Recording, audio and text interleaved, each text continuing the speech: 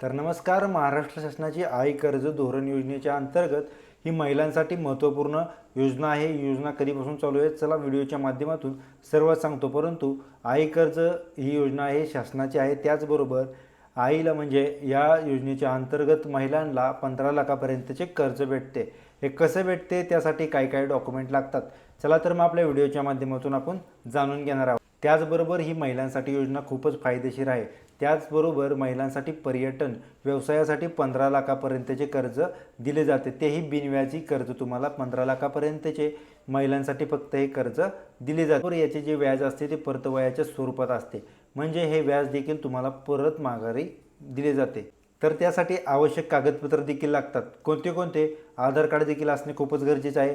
त्यानंतर pan card असणे खूपच गरजेचे आहे. त्याच्यानंतर तुमचे आयडेंटिटी म्हणजे तुम्ही जर ओळखपत्र म्हणजे तुमचे मतदान ओळखपत्र किंवा पासपोर्ट देखील असणे खूपच गरजेचे आहे. आणि पत्ता पुरावा म्हणजे तुम्ही ज्या ठिकाणी राहता तिथला पत्ता पुरावामध्ये तुम्हाला रेशन कार्ड किंवा तुमच्या म्हणजे जे कर्ज घेणार आहेत त्यांच्यासाठी, ज्या महिला आहेत त्यांच्यासाठी त्यांच्या नावावरती लाईट बिल देखील असणे खूपच गरजेचे आहे.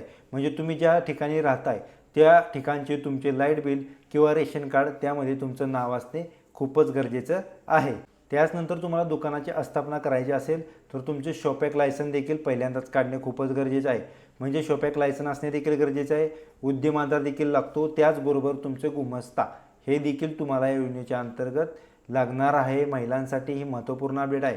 शॉपॅक लायसन, उद्यम आधार आणि गुमास्ता हे देखील लागणारच आहे. म्हणजे पर्यटन म्हणजे तुम्ही ज्या ठिकाणी करणार आहात त्या ठिकाणचे सर्व डॉक्युमेंटरी क्लिअर असणे देखील खूपच देखील अजून कागदपत्रे लागतात. तुमचा जर बिझनेस पहिल्यापासून जर चालू असेल तर त्याचे पॅन कार्ड देखील असते.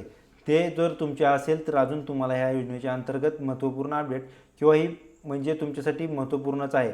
तुमचे जर पहिल्यांदा बिझनेस चालू असेल आणि तुम्हाला महिलांच्या नावावरती आता हे तुम्हाला स्वतः करायचं असेल तर तुम्हाला pan card, business pan card देखील असते. त्याचबरोबर तुमचे पासपोर्ट साईज 2 फोटो देखील लागतात. तुम्हाला बँक खाते देखील खूपच असणे गरजेचं आहे. म्हणजे यामध्ये कोणते अकाउंट लागते, जर तुमचे करंट असेल तर करंट, आणि तुम्ही सेव्हिंग अकाउंटवरून जर ट्रान्झॅक्शन करत असाल तर सेव्हिंग अकाउंट देखील असणे गरजेचं आहे. फक्त तुम्हाला बँक खाते देखील असणे खूपच गरजेचं आहे. ॲक्टिव्ह असणे खूपच गरजेचं आहे, ज्यावरती तुमचे ट्रान्झॅक्शन देखील केले जाते त्या चालू बिझनेसचे. त्यानंतर तुम्हाला ह्यामध्ये म्हणजे तुमचे कॅन्सल चेक देखील असणे खूपच गरजेचं आहे. आता ते किती लागतात ते सांगू नाही शकत, परंतु तुम्हाला हे 2 तरी कॅन्सल चेक लागतात ह्या योजनेच्या अंतर्गत. तर महिलांना तुम्हाला या योजनेच्या अंतर्गत लाभ घ्यायचा असेल तर तुम्हाला 500 शब्दांचा अर्थसंकल्पना हे करणे खूपच गरजेचं आहे. म्हणजे 500 शब्दात तुम्हाला एक तुमचा प्रोजेक्ट देखील तयार करायचा आहे, ज्यामध्ये तुम्हाला लोन अप्रायझल तुम्ही करायचं असेल किंवा हे जे योजनेच्या अंतर्गत तुम्हाला हा लाभ घ्यायचा असेल 15 लाखापर्यंतचा, तेही बिनव्याजी तुमचे जे व्याज जाते ते देखील तुम्हाला माघारी दिले जाते.